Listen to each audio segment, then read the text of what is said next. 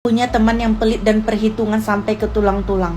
Kalian punya nggak sih teman yang pelitnya sampai nggak ketolong lagi? Ini cerita waktu aku zaman kuliah dulu. Karena udah semester akhir dan kita udah mau selesai kuliahnya, kita mutusin buat nggak ngontrak lagi. Karena kebetulan ada salah satu teman kita yang punya rumah sendiri dan dia ngajak kita buat tinggal bareng sama dia. Singkat cerita, akhirnya kita berenam tinggal di rumah itu. Kebetulan yang punya motor saat itu ada 2 orang, salah satunya aku dan pemilik rumahnya. Kita semua di situ tinggal gratis dan kita cuma bayar listrik patungan. Nah, karena jarak kampus dari tempat tinggal kita ini lumayan jauh, akhirnya temanku si pelit ini suka banget minjam motor buat ke kampus karena dia mau hemat ongkos. Awalnya kita pengen-pengen aja tuh ngasih, karena emang jadwal kita ke kampus itu beda-beda. Tapi anehnya setiap dia pulang, bensin yang tadi isinya full jadi kosong melompong. Dan ketepatan saat itu dia pakai motor teman aku dan teman aku ini nggak mempermasalahkan sama sekali. Terus keesokan harinya saat dia mau berangkat lagi ke kampus, giliran dia minjam motor aku karena saat itu minyak aku lagi full. Dan motor teman aku yang kemarin dia habisin itu belum diisi sama sekali sama teman aku. Dan saat dia pulang membawa motor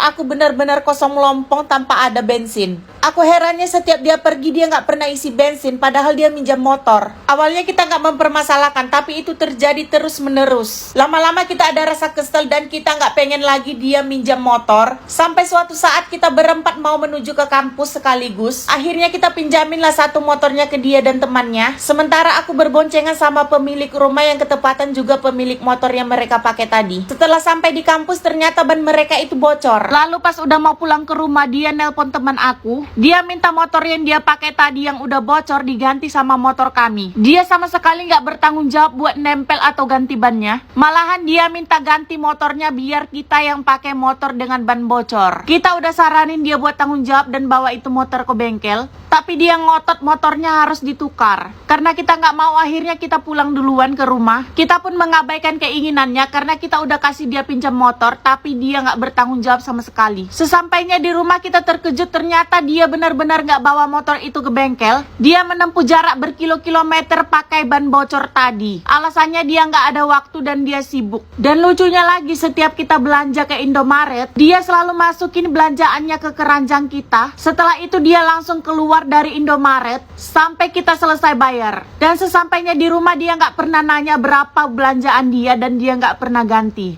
Nggak cuma sampai di situ, dia sering banget kedatangan paket COD. Tapi setiap kali paketnya datang, dia selalu bilang nggak punya uang. Dan akhirnya setiap kali paketannya datang, kita yang selalu nombokin. Tapi barang COD-an dia itu sering banget datang tiap hari. Dia selalu minta kita buat bayarin dengan alasan dia belum dapat kiriman dari orang tuanya karena lagi tanggal tua. Tapi dia berani banget ngambil paket COD sementara dia belum pegang uangnya. Tapi kalau kita pakai uangnya 10.000 aja, itu bakalan terus diungkit-ungkit sama dia. Bahkan dia berani nagih uang ke orang padahal utang dia ke orang itu lebih banyak. Jangan sampai kalian jadi orang yang mengesalkan seperti itu ya guys. Oh ya, jangan salpok sama parfum aku ini. Ini benar-benar parfumnya wangi banget dan tahan 24 jam. Aroma dari parfum ini seperti parfum mahal. Ada banyak variannya. Sekali semprot aja wanginya udah nyebar kemana-mana. Aroma parfum mahal semuanya ada dalam parfum ini. Kalian bisa check out langsung di keranjang kuning yang aku tautin ya guys. Langsung aja di check out.